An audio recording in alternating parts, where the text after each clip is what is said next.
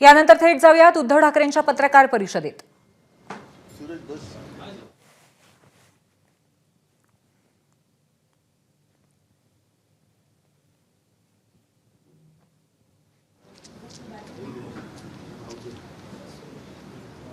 आज 3 एप्रिल आहे। साहजिकच आहे 3 एप्रिल म्हटल्यानंतर काल 2 एप्रिल होती। मी तारखेपासून सुरुवात एवढ्यासाठी केली कारण आपल्याला सर्वांना आठवत असेल, आठवू नये याकरता काल बिल मांडलं गेलं हा भाग वेगळा, पण आपल्याला तरी नक्की आठवत असेल की साधारणतः 1 महिना 15-20 दिवस आधी अमेरिकेच्या राष्ट्राध्यक्षांनी आपल्याला एक इशारा दिला होता की भारताने जे काही कर आहेत ते कमी करावे, नाहीतर आम्ही सुद्धा जशास तसे कर लावू। आणि त्या कराला सुरुवात, त्या कराच्या आकारणीला सुरुवात त्यांनी त्यांच्या 2 तारखेपासून म्हणजे आजपासून आपल्या इकडे केले। शेअर मार्केट कोसळले अशी बातमी आहे, सेन्सेक्स बिन्सेक्स म्हणजे ही सगळी पडझड मोठ्या प्रमाणावरती होते आहे।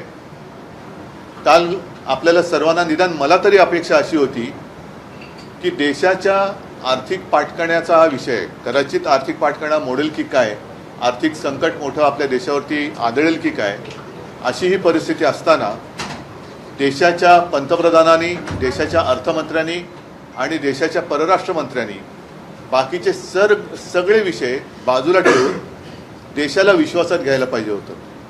ह्या संकटाचा मुकाबला आपण काय करणार आहोत, आपल्याला काय पावलं उचलण्याची गरज आहे, आपण काय केलं तर त्याचा परिणाम काय होईल, त्याचा दुष्परिणाम काय होईल, आणि अशी जर का काल त्यांनी भूमिका घेतली असती तर आणखीन एक गोष्ट सांगतो की मी जेव्हा मुख्यमंत्री होतो तेव्हा चीन घुसला होता आपल्या देशामध्ये, अरुणाचल वगैरे त्या भागामध्ये।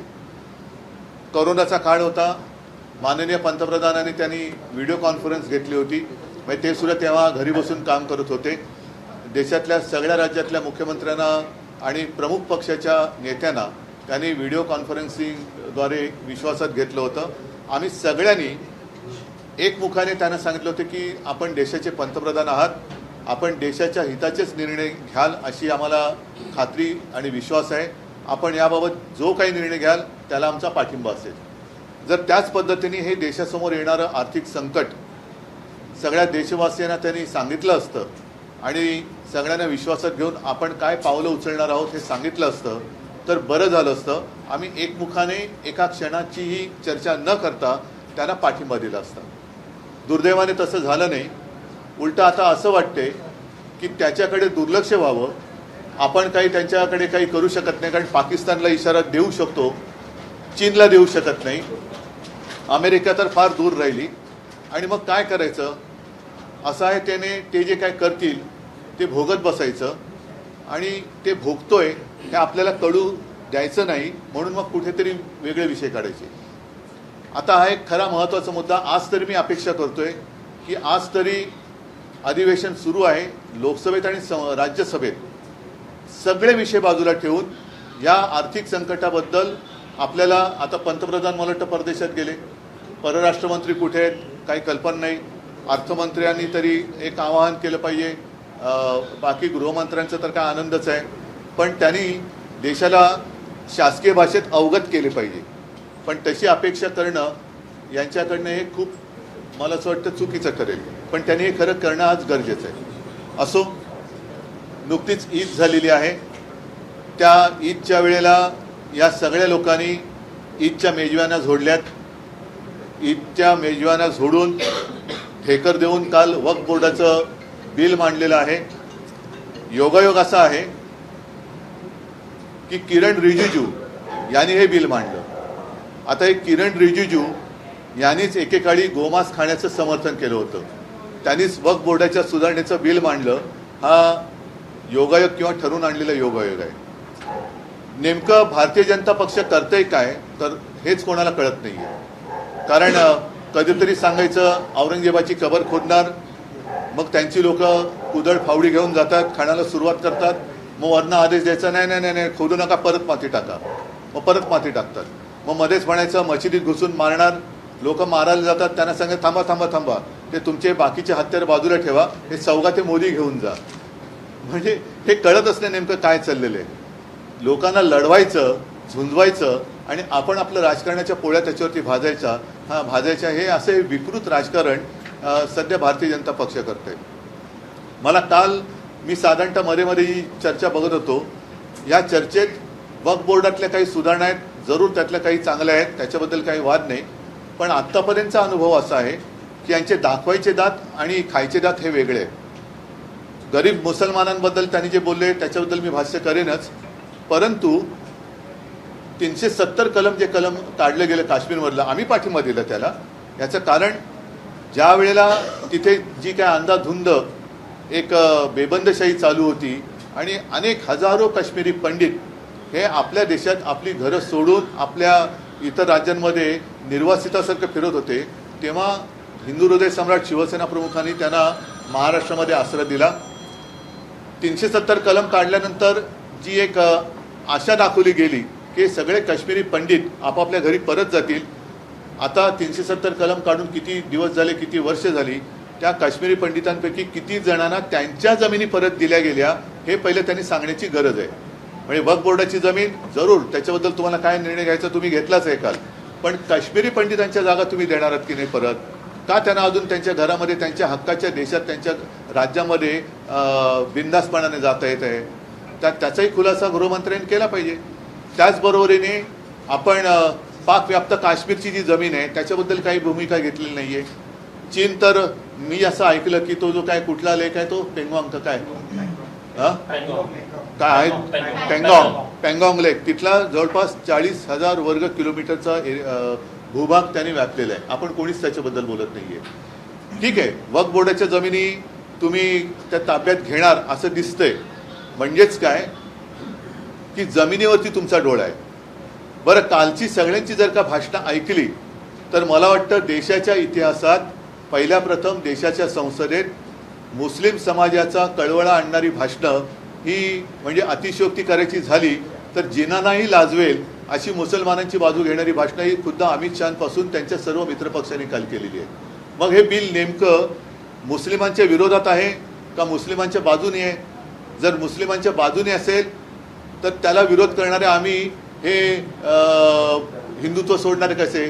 कारण मुसलमानांची ज्या पद्धतीने तुम्ही काल बाजू मांडले की गरीब मुसलमान को ये होगा, मुस्लिम महिलाओं को ये करेंगे, अमुक करेंगे, तमुक करेंगे, मग हिंदुत्व आम्ही सोडलं का तुम्ही सोडलं? कारण आमच्यावरती जो काय आरोप करताय की बाळासाहेबांचे विचार, काय बाळासाहेबांचे विचार? 95 साली जेव्हा या राज्यामध्ये सत्ता आली होती तेव्हा इथेच BKC हिंदू हृदय सम्राटांनी त्या मुस्लिम लोकांना मोठा त्यांचा जो काही इस्तेमा म्हणून उत्सव असतो तो करण्याची परवानगी दिली होती. आज तीच जागा या लोकांनी बरोबर व्यापारासाठी बुलेट ट्रेनच्या घशात घातलेली आहे. हे तुमचं हिंदुत्व आहे आणि तुम्ही आम्हाला बाळासाहेबांचे विचार शिकवणार? म्हणजे कालचे सगळे जे काय त्यांची भाषणं होती आणि सगळ्यात मला किरण रिजिजूंचं एक आश्चर्य वाटलं. अरविंद सावंत बोलल्यानंतर ते बोलले बालासाहेब के आप ये थे तब हमको ऐसा लगता था. रिजिजू साहेब, मला पण काल वाईट वाटलं की तुमच्या तोंडावर, तुमच्या नाकावर टिचून नव्हे ठणकावून तुमचे मित्रपक्ष जदयूचे ते लल्लन सिंग बोलले, TDPचे त्यांचे कोणते नेते ते बोलले, एका पाठोपाठ एक त्यांची भाषणं झाली की आम्ही मुसलमानांच्या म्हणजे ते बोलले की हिताचं रक्षण करणार, आम्ही त्यांच्यासाठी अमुक करणार, आणि हे असहाय्यपणाने म्हणजे असं चीन समोर किंवा अमेरिकेसमोर आपली अवस्था झाली. तसं अमित शहा असतील, पियुष गोयल असतील, रिजिजू असतील, राजनाथ सिंग असतील, हे त्यांच्याकडे बघूही शकत नव्हते, खाली मान घालून लाचारीने हसत होते. म्हणजे काय परिस्थिती आली की त्यांचा आधार घेऊन हे राज्य करतायत. त्यांच्या तोंडावर हे ठणकावून सांगतायत की आम्ही मुसलमानांचं रक्षण करणार, आम्ही अमुक करणार, आम्ही तमुक करणार. मग तुम्ही उठून सांगताय की हे बिल आहे ते मुसलमानांच्या हिताचं आहे. मग नेमकं हे बिल मुसलमानांच्या हिताचं आहे तर मग माझा प्रश्न परत तोच आहे, तर हिंदुत्व आम्ही सोडले का तुम्ही सोडलेलं आहे? कारण आम्ही त्याच्यामध्ये काही सूचना सुचवू इच्छित होतो. जसं काल अरविंद सावंत यांनी भाषण केलं की प्रत्येक जाती धर्माचे ट्रस्ट आहेत, उद्या आमचे देवस्थानाचे मंदिरांचे काही ट्रस्ट आहेत, त्या ट्रस्टवरती जर तुम्ही गैर हिंदू मुद्दामून लादलात तर आम्ही सहन करू का? आम्ही नाही सहन करू शकत. मग तशा या वक्फ बोर्डावरती तुम्ही गैर मुसलमान टाकताय, तुमचा अधिकार आहेच, तो कोणी नाकारत नाही आहे.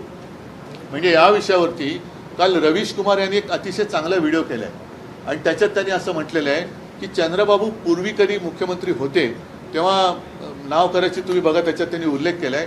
जर का मी चुकत नसेल तर शामशाबाद इथे साधारणतः 1100 एकर जमीन ही विमानतळाला दिली. आता ती विमानतळाला जागा देताना राज्य वक्फ बोर्डाची परवानगी घेतली होती का, केंद्राची घेतली होती का, नसेल किंवा असेल. थोडक्यात काय की तुम्ही हे बिल न आणता सुद्धा जे तुम्हाला करायचंय ते तुम्ही करत होतातच. म्हणजे एअरपोर्टसाठी जागा तुम्ही घेतलीच, त्याला तुम्ही कोणी काही विरोध नाही केला. वक्फ बोर्डाच्या मध्ये जर का काही अफरातफर चालली असेल तर जरूर त्याला पायबंद बसला पाहिजे, नक्कीच त्याच्यावरती पारदर्शकता आलीच पाहिजे.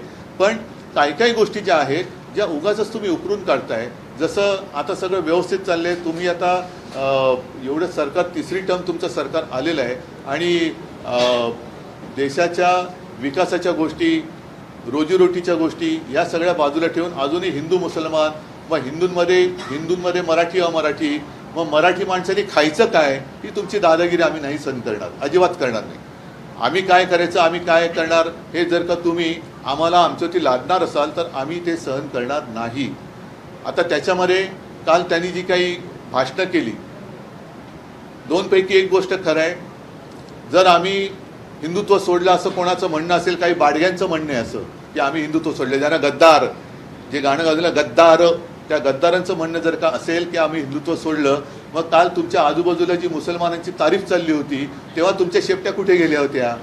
तेव्हा तुम्ही काय सोडलं होतं? लाज सोडली होती, लज्जा सोडली होती का? तुम्ही बोलला नाहीत की आम्ही बाळासाहेबांचे विचार मानणार आहेत, आम्हाला हे मान्य नाही आहे, ही तुमची त्यांची चाललेली भलामण आहे, हे लांगुल चालन आहे, हे आम्ही मान्य करू शकत नाही म्हणून आम्ही यातून बाहेर पडत आहोत, का बोलला नाहीत तुम्ही? आणि मग काही गोष्टी खऱ्याबरोबर खोट्या, जसं एक ती बातमी आलेली आहे, किरण रिजिजू जे बोलले की जर का मोदी सरकार आलं नसतं तर यांनी संसदेची जागा सुद्धा हडपली असती. आता ही लोकसत्ता सामना नाही, लोकसत्तेच्या ऑनलाईनची बातमी आहे की वक्फ बोर्डाची वक्फ अमेंडमेंट बिल, वक्फ बोर्डाला खरंच संसदेची जागा बळकायची होती का, अशी ती लोकसत्ता ऑनलाईनची बातमी. त्याचं मी प्रिंट आउट काढलं आहे. त्याच्यात पुढे असं दिलेलं आहे की वक्फ बोर्डाने खरंच संसदेवर दावा केला होता का? दिल्लीतील वक्फ बोर्डाच्या एका वरिष्ठ अधिकाऱ्यानं नाव न सांगण्याच्या अटीवर सांगितले की मी 18 वर्षापासून दिल्ली वक्फ बोर्डात काम करत आहे. बोर्डाने संसद परिसर किंवा लगतच्या संकुलावर कोणताही दावा केलेला नाही.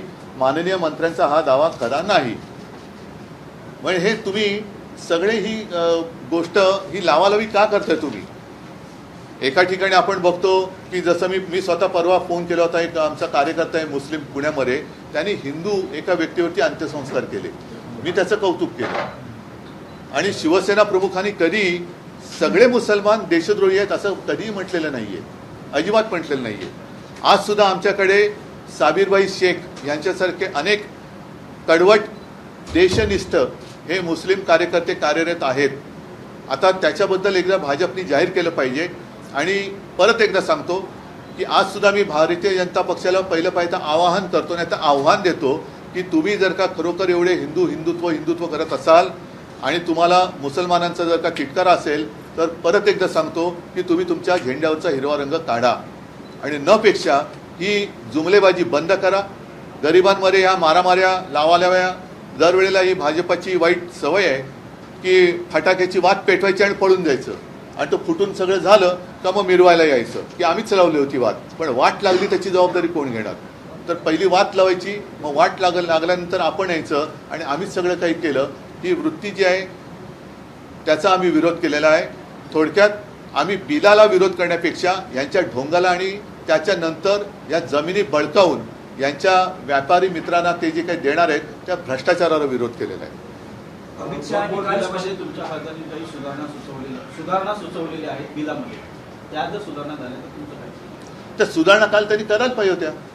बरं, त्याच्यामध्ये साधारणतः एकूण जे काही चित्र चाललं होतं म्हणजे प्रतिपक्ष, विरोधी पक्ष किंवा प्रतिपक्ष काय असेल ते, पण त्या ज्या काही सूचना होत्या त्यांना तुम्ही असं केलं होतं की तुम्ही मुस्लिम धार्जिणे आहात आणि हे हिंदू धार्जिणे आहेत आणि हे स्वतः जेवढं मुसलमानांचं लांगुलचालन करत होते ते बघितल्यानंतर मी म्हणेन की जिनांना सुद्धा लाज वाटली असेल की अरे आपल्याला नाही जे करता आलं ते यांनी केलं, भाजपने करून दाखवलं.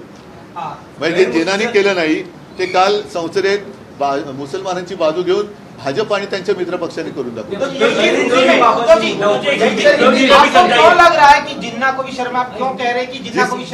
जिस तरीके से कल भाजपा के नेतागण या शीर्ष नेता या वरिष्ठ मंत्री उसमें अमित शाह जी भी थे, किरण रिजिजू, फिर उनके जो नए नए दोस्त हैं टीडीपी हो या जेडीयू, जिस तरीके से उन्होंने मुस्लिम समुदाय का समर्थन किया, हम नहीं चाहते कि वो विरोध करे, लेकिन अगर आप हमें बार बार कहते हो कि आपने हिंदुत्व छोड़ा, हिंदुत्व छोड़ा, तो कल आपने क्या छोड़ा था?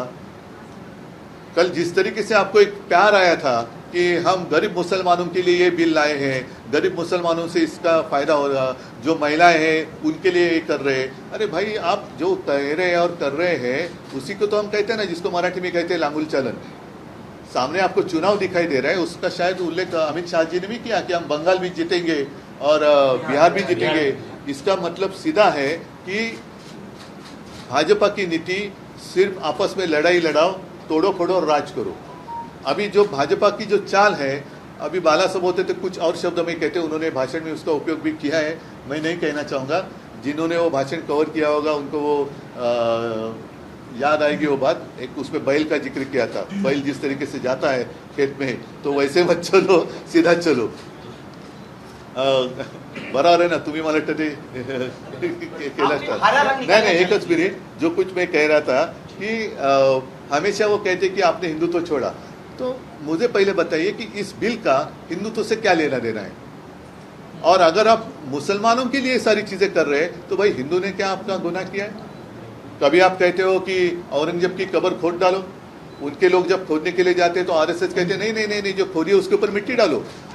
कभी कहते कि मस्जिद में घुसकर मारेंगे, कभी कहते अरे नहीं नहीं नहीं नहीं, वो बाजू में रखो, ये सौगात लेके जाओ। कभी कहते हैं कि ये मुस्लिम जो है ऐसे वैसे, और बाद में उनके यहाँ जाकर ईद की पार्टी मनाते हो। तो क्या आप कहना क्या चाहते हो? जो आता है ना कभी, अरे कहना क्या चाहता है, वही तो मैं कहता हूँ।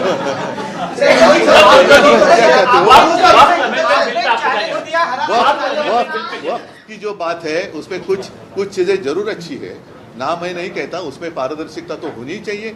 अगर जहाँ भी कुछ गलत है तो गलत है, उसका समर्थन मैं या मेरी शिवसेना कभी भी नहीं करेगी।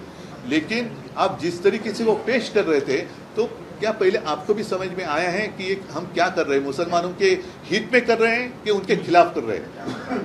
ये तो पहले बताओ। और हमारा जो डर है कि आज आपने वक्फ बोर्ड की जमीन पर आपकी आंख है, हमारे जो मंदिर का ट्रस्ट है उनके पास भी काफी सारी जमीन है, क्रिश्चियन लोगों के पास जमीन है, गुरुद्वारा के पास होगी, बौद्ध विहार के पास होगी। अगर आप मुसलमानों की बात आज कर रहे हैं, कल हमारे ऊपर भी आपकी नजर आएगी। और फिर व्यापार आप करना चाहते हो तो सीधा करो, और अगर जमीन ही चाहिए तो जाओ ना, वहाँ चीन जहाँ घुस गए हैं वहाँ की जमीन दे दो अपने दोस्तों को। वहाँ की कश्मीर में जो पाकिस्तान घुस गया है वहाँ की जमीन आपके दोस्तों को दे दो। तो ये सिर्फ जमीन के लिए उन्होंने ये बिल लाया है, जिसका मैंने कहा ना, हमने बिल का विरोध नहीं किया है, हमने भ्रष्टाचार का विरोध किया है। हमने उनकी जो नौटंकी है उसका विरोध किया है, जिससे गरीब मुसलमान या गरीब हिंदुत्व का तो कोई लेना देना नहीं है। इससे हिंदुओं को क्या फायदा होने वाला है? उल्टा डर ये है, जो बात हमने कही कल, अरविंद सावंत जी हमारे सांसद है, उन्होंने बात कही कि हमारे शंकराचार्य जी है जिन्होंने कहा, आरोप लगाया कि केदारनाथ मंदिर से 300 किलो या कुछ ज्यादा ही सोना गायब हो गया। कुछ किसी ने बात की, हाँ। फिर हमारे पद्मनाभ स्वामी मंदिर का उन्होंने खजाना खोला, विरोध किया, फिर रुक गए। तो ये ऐसी सारी बातें वो करने लगे, तो कौन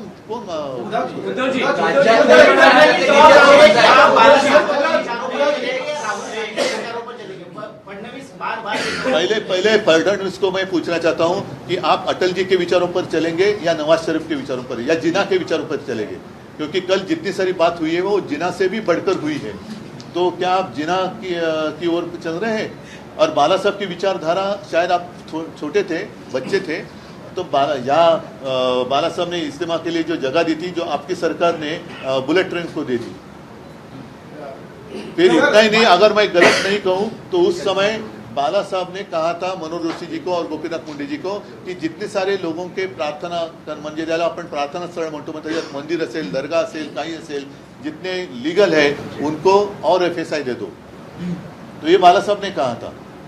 तो बाला साहब के विचार, पहले आप बच्चे थे उस वक्त, आप हमें मत सिखाओ।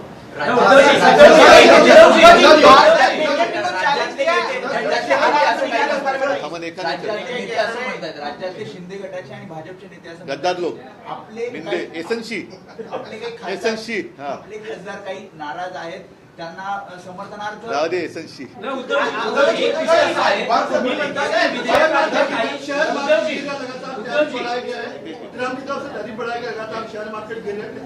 हाँ ये काफ़ी महत्वपूर्ण बात है। मैंने जैसे पहले मराठी में कहा उसको दोहराता हूँ। मैं आज मेरा आग्रह है क्योंकि देश के हित के लिए जो भी करने की ज़रूरत है वो प्राथमिकता होनी चाहिए। कल मेरी अपेक्षा थी कि बाकी अन्य सारे विषय बाजू में रखकर ट्रंप ने जो टैरिफ लगाए हैं जिससे हमारा नुकसान होने जा रहा है उसके ऊपर बात करें। कल की पूरी चर्चा के दौरान पता नहीं शायद अर्थमंत्री थी या नहीं थी, परराष्ट्र मंत्री दिखाई दिए या नहीं दिए, प्रधानमंत्री थे या नहीं थे, लेकिन आज बाकी सारे विषय बाजू में रखकर आज राज्यसभा और लोकसभा में ये जो संकट हमारे ऊपर मंडरा रहा है उसके लिए हम क्या करने जा रहे हैं, क्या करना चाहिए, सबको अवगत करना चाहिए। और मैं भरोसा विश्वास दिलाता हूं कि देश के हित के लिए अगर आप कुछ वहां करना चाहते हो कि नहीं अमेरिका ने ऐसे किया तो हमें ये करना पड़ेगा, तो हम उसका समर्थन करेंगे। लेकिन ये करो, ये देश के हित के लिए। और अब वो जो उन्होंने टैक्स लगाया है, टैरिफ लगाया है, वो हिंदू मुस्लिम नहीं जानता, वो अपने देश के ऊपर लगाया है, तो नुकसान तो सभी का होने वाला है। तो उसके ऊपर चर्चा करो, बहस की चर्चा करो। आपने वक्फ को लेकर जैसे आपने कहा है कि कुछ चीजों में आप जो है क्लियर है कि हाँ ठीक है, कई चीजों में मुसलमानों को जो सबसे ज्यादा मुखालफत या विरोध रहा है वो ये रहा है कि कलेक्टर को अपॉइंट किया जाएगा, वो इनडायरेक्टली ये चीजें सरकार के अंदर में आ जाएगी। आप इस चीज के फेवर में हैं या विरोध में हैं? क्या वक्फ सुनो, की मिल्कियत का नहीं, मेरी कंट्रोलिंग सरकार के हाथ में होगा? एक बात जरूर कि उसमें ट्रांसपेरेंसी होनी चाहिए, वो मुस्लिम लोग भी उसको मना नहीं कर रहे, लेकिन कलेक्टर किसके अंडर रहेगा? क्या उसको डिसीजन लेने की आज़ादी रहेगी? और यही रिजिजू साहब है, आपको याद होगा जब वो लॉ मिनिस्टर थे तर ते काय न्यायवृंद म्हणतात ना, काय त्याला म्हणायचं, कोलेजियम काय कलेजी काय उसके ऊपर वो हावी होना चाहते थे। मग ते जिकडे जातात तिकडे ताबा घ्यायला बघतात, तर हा कलेक्टर बिलेक्टर कोणाच्या अंडर राहील? त्याला तेवढं स्वातंत्र्य असेल की तू तेवढ्या यांनी वाग, तर कोणाची हरकत नाही आहे। पण कलेक्टर जर का यांच्या अंडर असेल तर त्याची या लोकांना नाही म्हणण्याची हिंमत असेल का मंत्र्यांना किंवा वरून आलेल्यांना? हा महत्त्वाचा मुद्दा आहे। कलेक्टरला ते विरोध का करतायत? कारण कलेक्टर हा सिस्टीम मधला एक भाग आहे आणि जर का याने असं ठरवलं, आदेश दिले की कुछ भी होने दो ऐसा करना है, तो क्या करेंगे आप?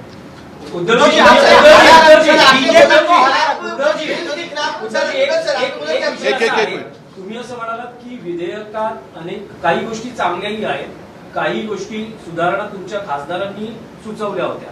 तर आज तुम्ही एनडीए मध्ये नाही आहात, तर तुम्ही इंडिया अलायन्स मध्ये आहात, त्यामुळे नाईलाजास्तव तुम्हाला या विधेयकाला विरोध करावा लागतोय। नाही असं नाहीये बघा, मी उगाच कोणाचं अंधपणाने समर्थन किंवा विरोध करणाऱ्यातला नाहीये की काँग्रेसचा दबाव आहे, अजिबात नाहीये, भाजपचा दबाव आहे, अजिबात नाहीये।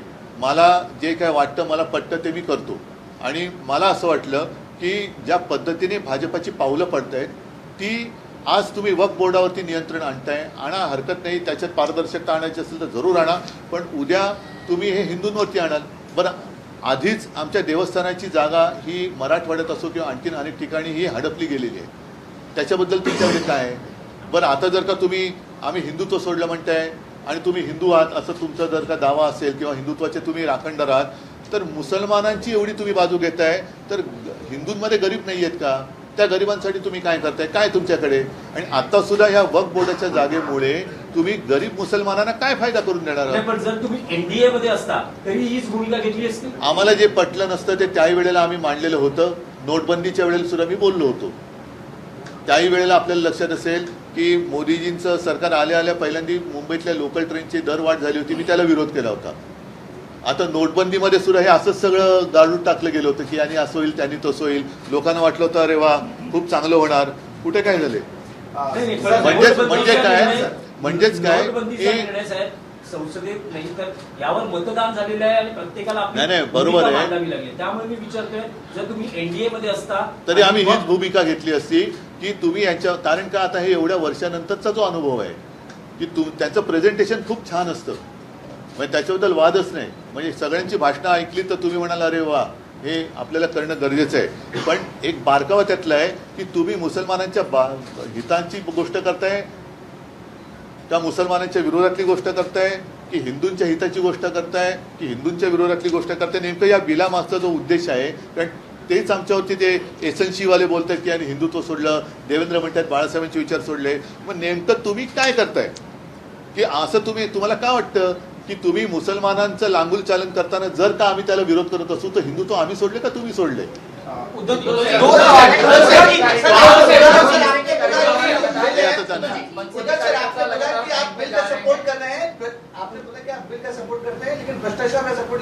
सुनो, बिल का नहीं, मैंने क्या कहा, बिल का सपोर्ट नहीं कहा मैंने कहा मैंने बिल का ही विरोध नहीं किया. मैंने इनका जो ढोंग है, नौटंकी है और भ्रष्टाचार है उसका मैंने विरोध किया है. लेकिन उसमें जरूर कुछ अच्छी चीजें हैं, लेकिन और हमारी या अन्य पक्षों की सूचनाएं ले लेते तो इतने विवाद करने की आवश्यकता ना होती. सबका साथ चाहिए था ना, तो सबका साथ आपने क्यों नहीं लिया?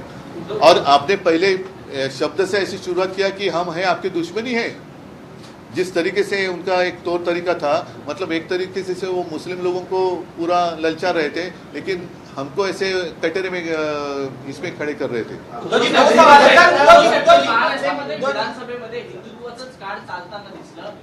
पण आता नाही पण आता एवढ्याच निवडणुका होतील असं मला नाही वाटत. नाही पण महापालिका निवडणुकीमध्ये तुमच्या या म्हणजेच काय, हिंदुत्ववादी मतदार नाही अजिबात नाही होणार. फायदा होईल की नुकसान होईल? कारण मी भाजप नेहमी हिंदुत्वाची भूमिका घेऊन आलेली आहे. पण यावेळेला भाजपने मुसलमानांची बाजू घेतलेली आहे, हेच तर मी सांगतोय.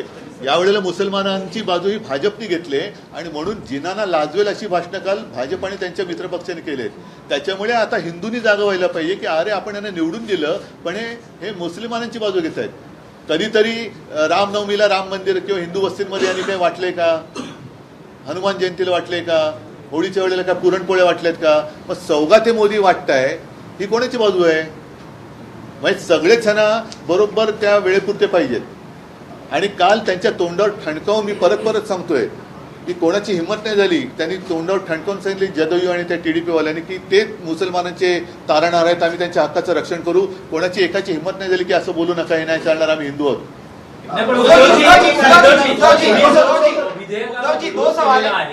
तुमच्या पक्षाच्या कार्यकर्त्यांना ही भूमिका पटेल का? पटेल का म्हणजे पटलेलीच आहे. याचं कारण असं की आमची भूमिका स्वच्छ आणि स्पष्ट आहे. एक तर पहिली गोष्ट, या बिलाचा हिंदुत्वाशी काडीचा संबंध नाही आहे.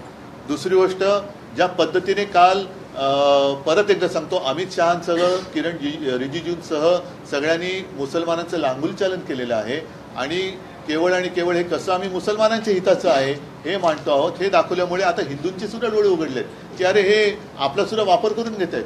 त्याच्यानंतर यांची ती जी वेडी बाकडी चालते, कधी कबर खोदायची, कधी त्याच्यावर माती टाकायची, कधी मशिदीत घुसायची भाषा करायची, तर कधी त्याच मशिदीमध्ये त्याच लोकांना भेटी घेऊन पाठवायचं, कधी इफ्तार पार्ट्यानं जायचं, कधी गोमांस हे करत्या म्हणून मारायचं, कधी मॉब लिंचिंग करायचं, पुन्हा त्यांच्याचकडे जेवायला जायचं. हे सगळे जे चालले ना यांची धरसोड उलटी ही आता हिंदूंना सुद्धा कळलेली आहे.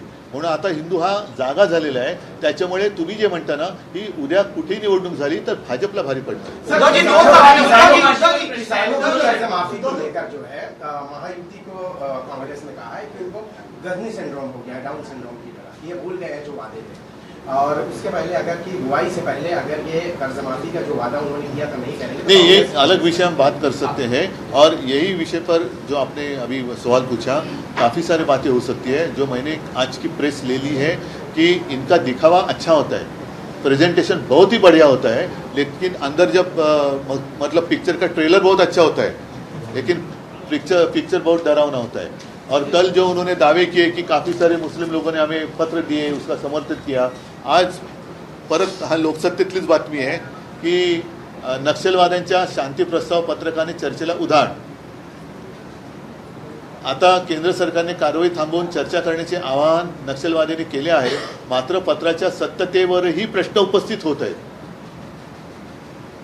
हे असं सगळ्या ह्या गोष्टी चाललेल्या आहेत आणि ह्याच्यामध्ये आम्ही हिंदू वेड्यासारखे त्यांच्या मागे धावतोय की काहीतरी आमचं होईल. काहीच होत नाही आहे. घरदारं उद्ध्वस्त होत आहेत, कोणाला रोजीरोटी मिळत नाही आहे, नोकरी धंदा मिळत नाही आहे.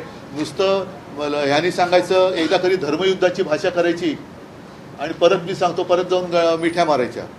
म्हणजे हे म्हणतील तसं हे हिंदुत्व नाहीये आणि हिंदूंना कळले.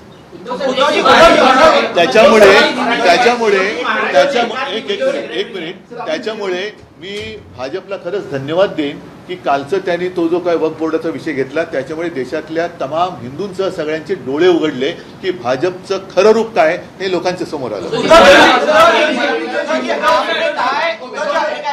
बीजेपी को अपना हरा झंडा निकालना चाहिए. हरा झंडा नहीं, झंडे हरा रंग जो निकाल, अगर वो हिंदुत्ववादी है और हमारे ऊपर जो आरोप लगाते हैं कि आपने हिंदुत्व को छोड़ा, तो आपको अगर इतनी नफरत है तो आप हरा कलर निकालो ना.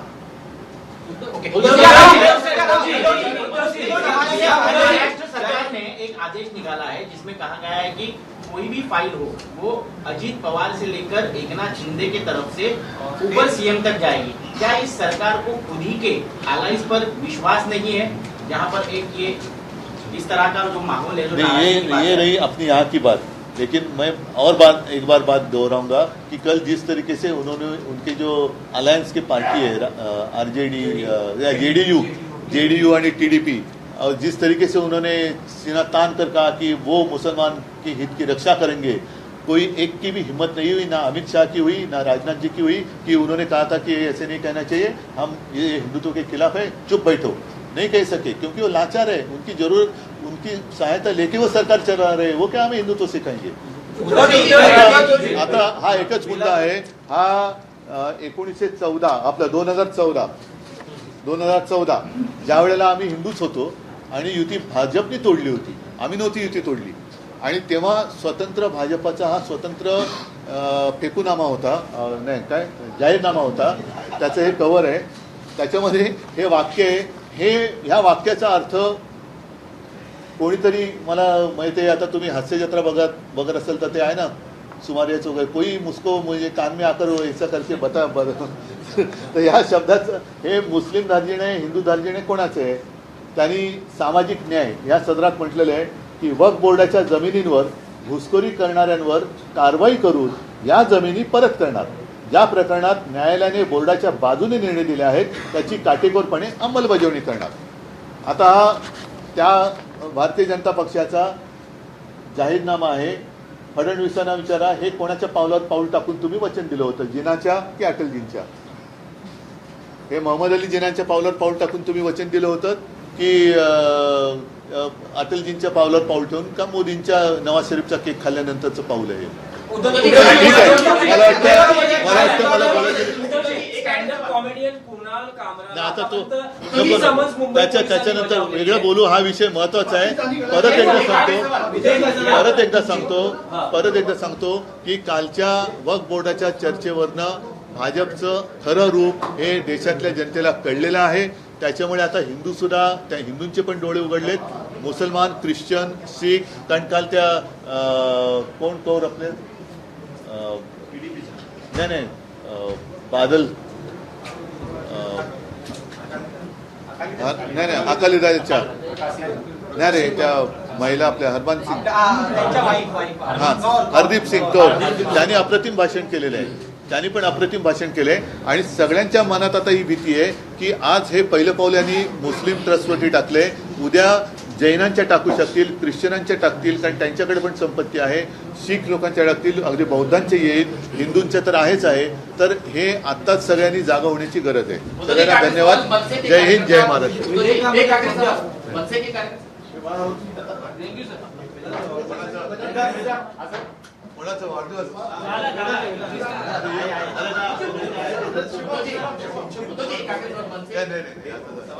तर उद्धव ठाकरे यांची पत्रकार परिषद सुरू होती आणि काल वक्फ बोर्ड सुधारणा विधेयक जे लोकसभेत मंजूर झालं त्याबाबत त्यांनी सत्ताधारी पक्षावर भाजपवर टीका केल्याचं आपल्याला पाहायला मिळतंय. एबीपी माझा, उघडा डोळे बघा नीट.